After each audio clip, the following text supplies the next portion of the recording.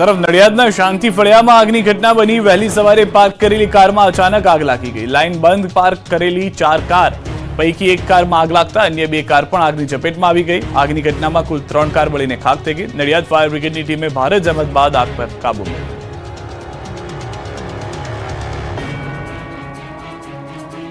વલસાડના રોલ ગામે બાઇક ઉપર સ્ટન્ટ કરવાની ઇવેન્ટનું આયોજન કરવું ભારે પડ્યું। જો એક બાદ એક દિલ ધડક સ્ટન્ટના દ્રશ્યો। જોખમી સ્ટન્ટના દ્રશ્યો છે વલસાડ નજીક અમદાવાદ મુંબઈ નેશનલ હાઈવે પર આવેલી એક રેસ્ટોરન્ટ પાર્કિંગના જોખમી બાઇક સ્ટન્ટ ઇવેન્ટનું આયોજન કરવું ભારે પડ્યું। એક રેસ્ટોરન્ટ પાર્કિંગના જોખમી બાઇક સ્ટન્ટ ઇવેન્ટનું આયોજન કરવામાં આવ્યું હતું। ઇન્ડિયા બાઇક વિથ ચાય એન્ડ પકોડા રાઇડ નામના એક બાઇકર્સ ગ્રુપના શિવમ પવારે આ સ્ટન્ટ 100 ઇવેન્ટનું આયોજન કર્યું હતું। દરમિયાન હાઈવે પર આવેલી એક રેસ્ટોરન્ટના પાર્કિંગમાં મોટી સંખ્યામાં લોકો એકઠા થયા, જ્યાં બાઇકરોએ લોકોની ભીડ વચ્ચે જોખમી સ્ટન્ટ કરીને સીન સપાટા કર્યા। લોકોની ભીડ વચ્ચે બાઇકરે જોખમી સ્ટન્ટ કર્યા। દિલધડક સ્ટન્ટ જોવા માટે મોટી સંખ્યામાં લોકો પણ ઉમટી પડ્યા। બાઇક ચાલકો એકથી એક ખતરનાક સ્ટન્ટ કરીને લોકોના રૂવાડા ઉભા કરી દીધા। સ્ટન્ટબાજોએ જીવને સટોસટ સ્ટન્ટ કરીને જોનારા ધબકારા ચુકાવી દીધા। આ વિડીયો સોશિયલ મીડિયામાં વાયરલ થતા પોલીસ દોડતી થઈ અને પ્રાથમિક તપાસ બાદ ડુંગરી પોલીસે ઇવેન્ટના આયોજક સહિત કુલ 9 લોકો સામે ગુનો દાખલ કર્યો। આ ઇવેન્ટની કોઈ પણ જાતની જાણ કે પરવાનગી લેવામાં આવી ન હતી, આથી પોલીસે સ્ટન્ટબાજો સામે પણ ગુનો નોંધી હવા કાઢી। બોટાદમાં પૂરપાટ જતી સ્કૂલ બસની બ્રેક ફેલ થતા અકસ્માત, 2 બાળકોની ઇજા, વાલીઓના જીવ અદ્ધર। બોટાદમાં ફરી એકવાર બાળકોના જીવ પર ખતરો ઉભો થયો છે। બોટાદની પૂરપાટ જતી સ્કૂલ બસની બ્રેક ફેલ થતા બાળકોની ઇજા પહોંચી। કષ્ટભંજન વિદ્યા મંદિર શાળાની બસ દુર્ગા રોડ પર જઈ રહી હતી, ત્યારે બસની બ્રેક ફેલ થઈ જતા વિદ્યાર્થીઓ ભરેલી બસ અન્ય બસ સાથે ધડાકાભેર અથડાઈ હતી। બંને બસ વચ્ચે ટક્કરના કારણે સ્કૂલ બસમાં વિદ્યાર્થીઓ ડરી ગયા હતા, બચાવની બૂમો પાડી હતી। બસ એટલી સ્પીડમાં હતી કે બસનો આગળનો કાચ પણ તૂટી ગયો હતો। 2 બાળકોની ઇજા પહોંચી હતી। અકસ્માત બાદ તમામ વિદ્યાર્થીઓને નજીકના સલામત સ્થળ પર ખસેડવામાં આવ્યા હતા। આ અંગેની વાલીઓને જાણ થતા વાલીઓ સ્કૂલે પહોંચ્યા હતા। વિદ્યાર્થીઓના વાલીઓએ બેદરકારી દાખવી હોવાના સવાલો ઉઠાવ્યા। અમદાવાદમાં વેન પર મોતની સવારી, પોલીસ ઊંઘતી ઝડપાઈ। જુઓ હાઈવે પર મોતની સવારીના દ્રશ્યો। બેદરકારીની આ તસવીર છે અમદાવાદના એસજી હાઈવેની। અહીં એક વાન ચાલકે નિયમોના ખુલ્લેઆમ ધજાગરા કર્યા। વધુ પૈસા કમાવાની લાલચમાં વાનની અંદર પેસેન્જરોને ઘેંટા બકરાની જેમ ભર્યા। આટલેથી જ અટક્યો નહીં, વાનની ઉપર પણ લોકોને બેસાડ્યા। મુસાફરોને પણ જાણે પોતાના જીવનની ચિંતા ન હોય તેમ વાન ઉપર બેસીને બિંદાસ સવારી કરતા નજરે પડ્યા। દ્રશ્યમાં જોઈ શકાય છે કે એસજી હાઈવે પર વાન ચાલક ઓવરલોડિંગ સાથે પૂરપાટ જઈ રહ્યો છે। વાન ઉપર બેઠેલા લોકો પણ બહાદુરીનું કામ કર્યું હોય તેમ બિંદાસ જણાયા। પરંતુ સવાલ એ છે કે નિર્દોષ વાહન ચાલકને રોકી તોડપાણી કરતી ટ્રાફિક પોલીસને આ દ્રશ્યો નથી દેખાતા? શું ખાનગી વાહન ચાલકો કાયદાને ઘોળીને પી ગયા છે? સુરતની રેસ્ટોરન્ટની લિફ્ટમાં કલાકો સુધી 16 લોકો ફસાયા। 10 લોકોની કેપેસિટીવાળી લિફ્ટમાં 16 લોકો ચડી જતા ફસાઈ ગયા। 10 લોકોની ક્ષમતાવાળી લિફ્ટમાં 16 લોકો ચડી ગયા બાદ કંઈક આવી હાલત થઈ। ઘટના છે સુરતની। ખાણીપીણીના શોખીન સુરતીઓને બહારની મિજબાની લેવાની મજા સજામાં ફેરવાય। સુરતના અડાજણ વિસ્તારમાં રોયલ ટ્રેડ સેન્ટરમાં આવેલી લેવલ 5 નામની હોટલમાં જમવા માટે ગયેલા પરિવારો લિફ્ટમાં ફસાઈ જતા જીવ અદ્ધર થઈ ગયા। 10 લોકોની કેપેસિટીવાળી લિફ્ટમાં 16 લોકો ચડી જતા કલાકો સુધી ફસાઈ ગયા। પરિવારના સભ્યો સાથે ડિનર કર્યા બાદ પરત ફરતી વખતે 6થા માળેથી ગ્રાઉન્ડ ફ્લોર પર આવી રહ્યા હતા। તે દરમિયાન જ પહેલા માળે લિફ્ટ અટકી જતા લોકો ફસાઈ ગયા। લિફ્ટમાં નાના બાળકો સાથે આવેલા લોકો ફસાઈ જતા થોડા સમય માટે તેમનો જીવ તાળવે ચોંટી ગયો। આ અંગેની ફાયરની ટીમને જાણ થતા તાત્કાલિક ઘટના સ્થળે પહોંચી પહેલા માળે લિફ્ટનો દરવાજો ખોલી તમામ લોકોને હેમખેમ બહાર કાઢી લીધા। મહિલાઓ અને નાના બાળકો ગભરાઈ ગયા। ખાસ કરીને ખૂબ જ નાની વયના બાળકોને લઈને આવેલા માતા પિતા ડરી ગયા। લિફ્ટમાં 6 બાળકો અને 5 મહિલા સહિત કુલ 16 લોકોને બચાવાયા। દાહોદમાં સ્પેશિયલ ડ્રાઈવ માટે ગયેલી MGVCLની ટીમ પર હુમલો, બેટે માર્યા। દાહોદના જાલોદમાં MGVCLની ટીમ પર હુમલો થયો। દાહોદ જિલ્લાના જાલોદ તાલુકાના પ્રથમપુર ગામમાં વીજ ચેકિંગ માટે ગયેલી MGVCLની ટીમ પર સ્થાનિકો દ્વારા બેટ વડે હુમલો કરાતા જુનિયર એન્જિનિયરિંગ અને હેલ્પર ઇજાગ્રસ્ત થયા। જાલોદ તાલુકાના પ્રથમપુર ગામમાં મધ્ય ગુજરાત વીજ કંપની લિમિટેડની ટીમ સ્પેશિયલ ડ્રાઈવ માટે પહોંચી હતી। પ્રથમપુર ગામમાં ગેરકાયદે જોડાણ મામલે તપાસ કરી હતી અને ત્યારે જ કેટલાક લોકોએ ફરજમાં અડચણ પેદા કરવાનો પ્રયાસ કરી બોલાચાલી કરી હતી। વાત એટલી ઉગ્ર બની ગઈ હતી કે મારી સુધી કિસ્સો પહોંચી ગયો। વીજ કંપનીના જુનિયર એન્જિનિયર અને હેલ્પર પર બેટ વડે હુમલો કરતા બંનેને ફ્રેક્ચર થયા। બંને કર્મચારીઓને સારવાર માટે ઝાયડસ હોસ્પિટલમાં ખસેડવામાં આવ્યા। ઘટના અંગે લીંબડી પોલીસ દ્વારા વધુ તપાસ હાથ ધરવામાં આવી છે। વાપીમાં લાલ કપડાવાળા યુવાનને જોઈને આંખલો ભડકી ગયો। યુવાનને ફૂટબોલની જેમ ઉછાળ્યો। વાપીમાં રખડતા ઢોરનો આતંક દિવસે ને દિવસે વધી રહ્યો છે, ત્યારે શાંતિથી જતા યુવાનના લાલ કપડા જોઈને એક આંખલો ભડકી ગયો। રીતસરનો ભુરાયો થયો, ફૂટબોલની જેમ ઉછાળ્યો હતો। દ્રશ્યોમાં જોઈ શકાય છે કે રોડ પર બે યુવાનો શાંતિથી ચાલીને જઈ રહ્યા છે. રોડની બાજુમાં બે આંખલા ઊભા છે. ત્યારે યુવાનોને જોઈને એક આંખલો ભૂરાયો થયો. આંખલાએ યુવાનને પાછળથી શિંગડા ભરાવ્યા. યુવાનને ફૂટબોલની જેમ ઉછાળ્યો. યુવાન પર હુમલો કરતા યુવાન રોડ પર પડી ગયો. બાદમાં તુરંત ઊભો થઈ ગયો અને ભાગી ગયો, જેથી જીવ બચી ગયો. દાહોદ અને સુરતના મહુવામાં દીપડાનો આતંક યથાવત. દક્ષિણ ગુજરાતમાં દીપડાનો આતંક વધી રહ્યો છે. હવે દાહોદના નગરાળા ગામમાં દીપડો આવી ચડ્યો હતો. રાત્રિના સમયે ગામમાં દીપડો ફરવા આવ્યો હતો. કોટવાળ ફળિયામાં માવી મણીલાલભાઈ દિત્યાભાઈના ઘરે દીપડો આવી ચડ્યો હતો. રાત્રિ દરમિયાન સીસીટીવી કેમેરામાં દીપડો લટાર મારતો કેદ થયો. બનાવ અંગે વન વિભાગને જાણ કરતા ફોરેસ્ટની ટીમ પણ ઘટના સ્થળે પહોંચી દીપડો પકડવાની કાર્યવાહી હાથ ધરી. બીજી તરફ સુરતના અંતરિયાળ વિસ્તારમાં દીપડાનો આતંક વધી રહ્યો છે. મહુવા તાલુકાના ગાંગડિયા ગામે છેલ્લા ઘણા દિવસથી દીપડાના હટાફેરા વધી રહ્યા છે. ગાંગડિયા ગામમાં રહેણાંક વિસ્તારમાં દીપડો પાલતુ પશુઓનો શિકાર કરતા સ્થાનિકોમાં ભય ફેલાય છે. કદાવર દીપડાએ ઘર પાસે બેઠેલા પાલતુ શ્વાનને શિકાર બનાવ્યો. કાર ચાલકે દીપડાની કરતૂત કેમેરામાં કેદ કરી. દીપડાના હટાફેરાથી સ્થાનિકોમાં ભારે ભયનો માહોલ છે. દીપડાને વહેલી તકે પાંજરે ગોઠવી પકડાય તે માટેની સ્થાનિકોની માંગ ઉઠી છે. બોટાદમાં ખાતરની થેલીમાંથી નીકળી રહેતી ખેડૂતોએ તાત્કાલિક કાર્યવાહી કરવા માંગ કરી. બોટાદમાં ખાતરની થેલીમાંથી નીકળી રહેતી ગઢડા તાલુકાના ઉગામેડી ગામના ખેડૂતે એગ્રો સેન્ટર પરથી 25 થેલી એરડીનો ખોળ ખાતરની ખરીદી કરી હતી. ખાતરને ડીપ દ્વારા નાખવાનું હતું, જેથી ખાતરને પાણીમાં પલાળ્યું હતું. ત્યારબાદ ખબર પડી કે આમાં ખાતરની સાથે મોટા પ્રમાણમાં રેતી છે, એટલે તેણે એક થેલી ખાતરને પાણીમાં પલાળ્યા, જેથી 50 કિલોની થેલીમાં અંદાજે 20 કિલો રેતી હોવાનું જાણવા મળ્યું. તપાસ કરતા ખાતરની થેલીમાંથી રેતી નીકળતા ખેડૂતે એગ્રો સંચાલકને જાણ કરતા એગ્રો સંચાલક સ્થળ પર પહોંચીને ચેક કર્યું તેમજ સેમ્પલ કંપનીને મોકલેલ. ત્યારે ખેડૂતોને લૂંટતા લોકો વિરુદ્ધ કડક કાર્યવાહી કરવા ખેડૂતે માંગ કરી. તો સમાચાર મળતા ખેતીવાડી અધિકારી એગ્રો સેન્ટર પહોંચી ખાતરના સેમ્પલ લઈને એગ્રોના સંચાલકને નોટિસ આપીને તપાસ હાથ ધરી.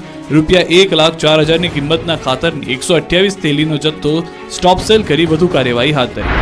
બીજી તરફ ગીર સોમનાથના શાણાવાકિયા ગામે સહકારી મંડળીમાં ખેડૂતો સાથે છેતરપિંડી મામલે રોષ ફાટી નીકળ્યો છે. ખેડૂતો સાથે ઠગાઈને લઈને સ્થાનિકોએ મામલતદાર પોલીસને આવેદનપત્ર આપ્યું. બેંક કર્મચારીઓ સામે કાર્યવાહીની માંગ કરી. પોલીસે મંડળી પ્રમુખ અને મંત્રીની કરી ધરપકડ. સુરતના વરાછા વિસ્તારમાં લાખોની છેતરપિંડી કરનાર 2 આરોપીઓને પોલીસે દબોચી લીધા. 2 આરોપીઓએ ફરિયાદીને વિશ્વાસમાં લઈ USDTના નામે 97 લાખની છેતરપિંડી આચરી હતી. સમગ્ર મામલે વરાછા પોલીસે ફરિયાદ નોંધી આરોપીની ધરપકડ કરી તેમની પાસેથી રૂપિયા 51 લાખ કબજે કર્યા. રાજકોટમાં આશા વર્કર મહિલાનું મોત થતા સહકર્મીઓએ કર્યો હલ્લાબોલ. રાજકોટમાં આશા વર્કર બહેનો દ્વારા કોર્પોરેશન કચેરી ખાતે વિવિધ બેનરો સાથે વિરોધ કરવામાં આવ્યો, જેમાં લોકોના આરોગ્યની સંભાળ લેતા આશા વર્કર બહેન બીમાર હોવા છતાં તેમની પાસે ફરજિયાત ફિલ્ડવર્ક તેમજ મીટિંગ કરાવતા તેમનું મોત નીપજ્યું હોવાનો આરોપ લગાવવામાં આવ્યો. આ માટે જવાબદાર અધિકારી સામે પગલાં લેવાની માંગ પણ આશા વર્કર બહેનો દ્વારા કરવામાં આવી. આ મામલે આરોગ્ય અધિકારી ડોક્ટર જયેશ વાકાણીએ તટસ્થ તપાસ કર્યા બાદ જવાબદારો સામે પગલાં લેવાની ખાતરી આપી. વિગત મુજબ કોઠારિયા વિસ્તારના આરોગ્ય કેન્દ્રમાં નૈનાબેન મોલિયા બજાવતા ફરજ હતા. જો કે તેમની તબિયત ખરાબ હોવા છતાં મેડિકલ ઓફિસર ડોક્ટર યાસ્મીન દ્વારા તેમને રજા આપવામાં આવી નહોતી. એટલું જ નહીં, તેમને ફિલ્ડવર્ક માટે મોકલી અને મીટિંગમાં હાજર રહેવા માટે ફરજ પાડવામાં આવી હતી. જો કે બાદમાં અન્ય બહેનોએ રજૂઆત કરતા તેઓને જવા દેવામાં આવ્યા.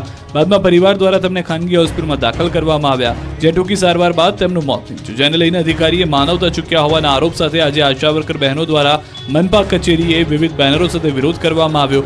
મનપા કમિશનરને આવેદન પાઠવી રજૂઆત કરવામાં આવી હતી. નર્સિંગના ઉમેદવારોના ગાંધીનગરમાં ધરણા, નિમણૂક આપવા માટે ઉમેદવારોની માંગ. આરોગ્ય પરિવાર કલ્યાણ અને તબીબી શિક્ષણ તાબાની સંસ્થા IKDRCમાં ભરતીની જાહેરાત કરાઈ હતી. એપ્રિલ 2023ના વર્ષમાં જાહેરાત આપી આજ દિન સુધી ભરતી પ્રક્રિયા પૂર્ણ કરવામાં આવી નથી. પરીક્ષા પાસ કરેલા યુવાનોમાં નિમણૂક પત્ર ન મળતા રોષ છે. નર્સની 650 જગ્યામાં એક પણ જગ્યા ઘટાડો કર્યા વગર નિમણૂક આપવા માંગ થઈ છે. નર્સિંગ ઉમેદવારોએ ગાંધીનગર સેન્ટ્રલ વિસ્ટા ગાર્ડનમાં ધરણા યોજી આરોગ્ય મંત્રીને આવેદન આપવામાં પહોંચ્યા હતા. નર્સિંગ ઉમેદવારો પોતાની માંગણીઓને લઈને ગાંધીનગર એકઠા થયા. એપ્રિલ 2023માં 31 કેડરની ટોટલ 1156 પોસ્ટની જાહેરાત કરવામાં આવેલી, જે અન્વયે તમામ કેડરની પરીક્ષા યોજવામાં આવેલી છે, જેનું મેરિટ જાહેર થયા બાદ કેટલીક કેડરનું ડોક્યુમેન્ટ વેરિફિકેશન થઈ ગયેલું છે. અમુક કેડરની અનુગામી પ્રક્રિયા ચાલુ છે, પરંતુ હાલમાં ભરતી પ્રક્રિયા બાબતે IKDRC ખાતે રૂબરૂ પૂછતાછ કરતા જણાવેલ કે સ્ટાફ નર્સની દર્શાવેલી જગ્યા 650 છે, જે ભરતી પ્રક્રિયામાં સર્વાંગમાં ટોટલ પોસ્ટનો ઘટાડો કરવામાં આવી શકે છે. ત્યારે IKDRCની વેબસાઇટ ઉપર વહેલી તકે ફાઇનલ મેરિટ લિસ્ટની યાદી રજૂ કરી અને તમામ કેડરની ભરતી પ્રક્રિયા પૂર્ણ કરવામાં આવે તેવી માંગ કરી છે. આ બાબતે યોગ્ય કાર્યવાહી કરવામાં નહીં આવે તો આગામી સમયમાં ગાંધી ચિંધ્યા માર્ગે આંદોલનનો કાર્યક્રમ આપવામાં આવશે. હવા ઉજાસ ન હોવાથી સુરતની SV પટેલ કોલેજમાં છાત્રોને ગભરામણ, ABVPના ધરણા બાદ પાલિકા જાગી. સુરતમાં એસવી પટેલ કોલેજની બેદરકારી જોવા મળી. વર્ગખંડમાં હવા ઉજાસની પૂરતી વ્યવસ્થા ન હોવાને કારણે વિદ્યાર્થીઓને સફોકેશન થવા લાગ્યું. તકલીફનું નિરાકરણ લાવવાની માંગણી સાથે અખિલ ભારતીય વિદ્યાર્થી પરિષદ દ્વારા એસવી પટેલ કોલેજ પર ધરણા કરી ઉગ્ર રજૂઆત કરવામાં આવી. સુમુલ ડેરી રોડ સ્થિત એસવી પટેલ કોલેજ ગેરકાયદે બીજા માળે પતરાના શેડ બનાવી વર્ગખંડો શરૂ કર્યા, જે બાદ વિદ્યાર્થીઓને ક્લાસમાં ગભરામણ થતી હોવાની ફરિયાદ એબીવીપીને મળી હતી, જેને લઈ શનિવારે એબીવીપી દ્વારા કોલેજ સામે વિરોધ કરાયો. ત્યારબાદ તંત્રે કોલેજમાં તપાસ કરી તાત્કાલિક ગેરકાયદેસર બાંધકામ દૂર કરવા કોલેજના સંચાલકોને સૂચના આપી, અન્યથા કોલેજ સીલ કરવા માટેની પણ ધમકી ઉચ્ચારી હતી. ત્યારે કોલેજમાં અભ્યાસ કરતા 1500 થી વધુ વિદ્યાર્થીઓના ભવિષ્ય ઉપર ખતરો ઊભો થયો. વિરોધ બાદ એસવી પટેલ કોલેજને મહાનગરપાલિકાએ નોટિસ ફટકારી. એબીવીપીના ધરણા પ્રદર્શન બાદ પાલિકા સફાળી જાગી. તંત્રએ કોલેજમાં તપાસ કરી તાત્કાલિક ગેરકાયદેસર બાંધકામ દૂર કરવા કોલેજના સંચાલકોને સૂચના આપી, અન્યથા કોલેજ સીલ કરવા માટેની પણ ચીમકી અપાઈ. અમદાવાદથી સમાચાર. હવે એએમસીના ગાર્ડનમાં જવું હશે તો ફી આપવી પડશે. અમદાવાદ વાસીઓ ગાર્ડનમાં જશો તો ચાર્જ આપવો પડશે. એએમસી રિક્રિએશન કમિટીએ લીધો છે મોટો નિર્ણય. નવા બનેલા મોન્ટે કાર્લો અને સિંધુ ભવન રોડ પરના ગોટીલા ગાર્ડનમાં લાગશે ચાર્જ. બંને ગાર્ડનમાં મુલાકાતીઓ માટે ₹10 ચાર્જ નક્કી કરાયો છે. સવારે 6 થી 10 સુધી કોઈ પણ ચાર્જ નહીં લેવાય. સવારે 10 થી રાતના 10 સુધી વ્યક્તિ દીઠ ₹10 ચાર્જ લેવાનું નક્કી કરાયું છે. વાર્ષિક પાસ પર 1 માસનું કન્સેશન મળશે. એએમસીના ગાર્ડનમાં હજુ સુધી કોઈ ફી લેવામાં આવતી નથી. પહેલી વાર 2 ગાર્ડનમાં ફી ધોરણ નક્કી કરાયા છે.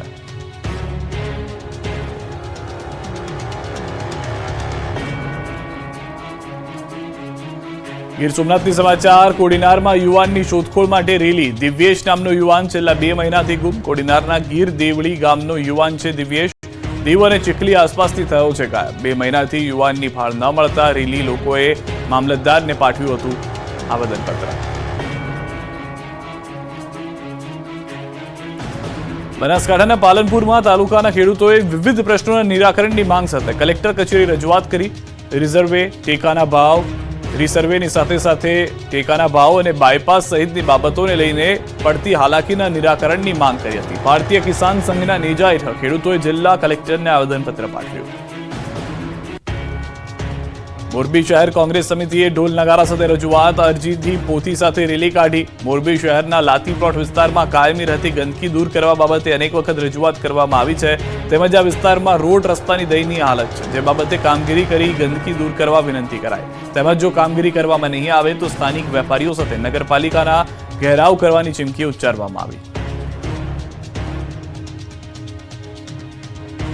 વડોદરામાં પૂર બાદ લોકોમાં આક્રોશ યથાવત. કોર્પોરેટર સોસાયટીમાં આવતા લોકો રોષે ભરાયા.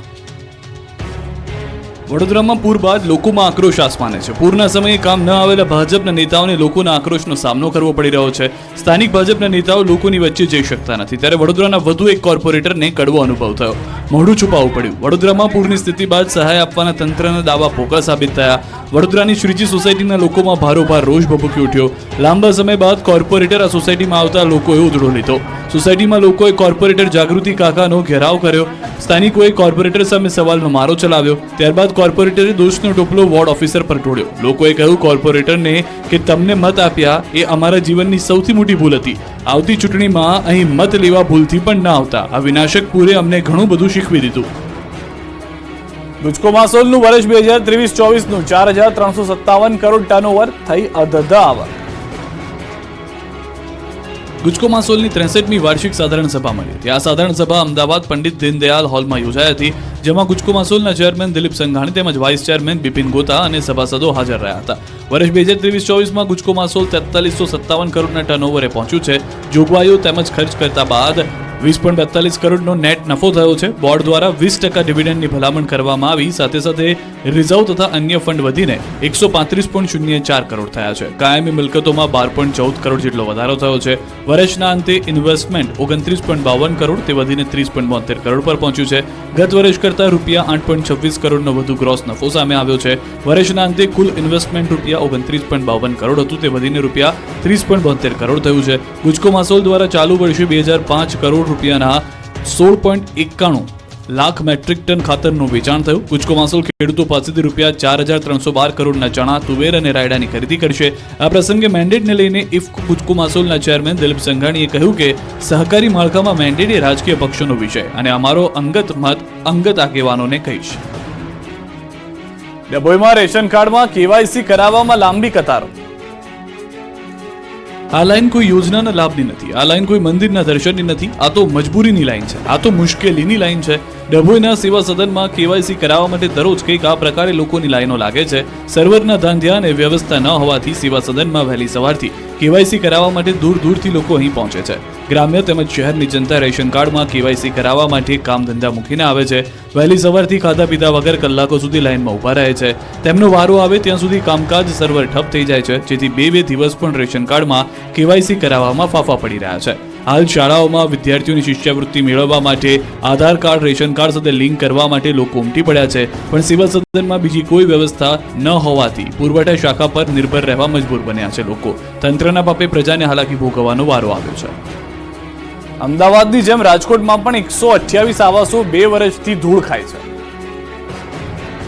લોકાર્પણ કર્યા બાદ પણ ગરીબોને ન મળ્યા ઘર. રાજકોટમાં 2022માં લોકાર્પણ કરવામાં આવેલા 128 આવાસો હજુ લોકોને સોંપાયા નથી.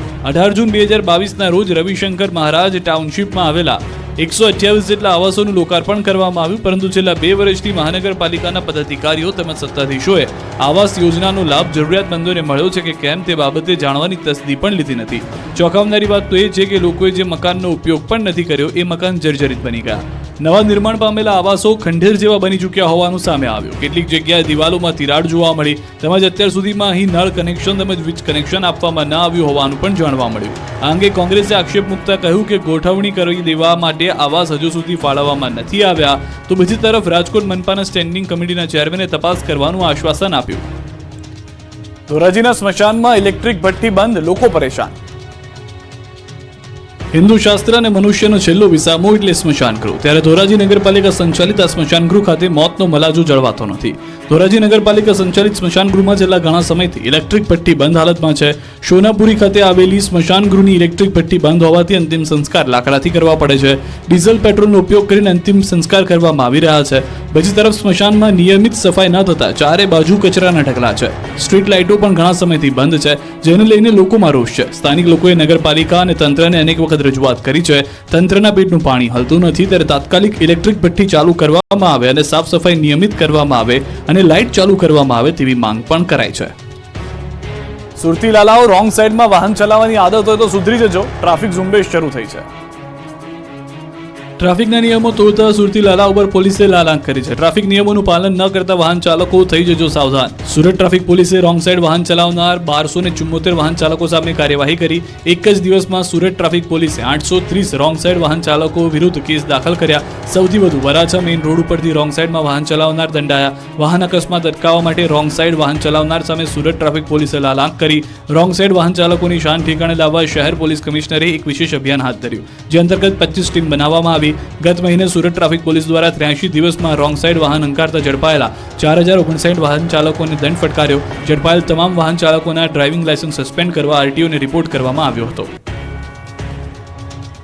ગાંધીનગરથી સમાચાર. ચિત્ર શિક્ષકોની કાયમી ભરતી કરવા માંગ. ઉમેદવારો રજૂઆત કરવા સચિવાલય પહોંચ્યા. કેટલાય વર્ષોથી ચિત્ર શિક્ષકોની ભરતી ન કરાયા હોવાનો દાવો.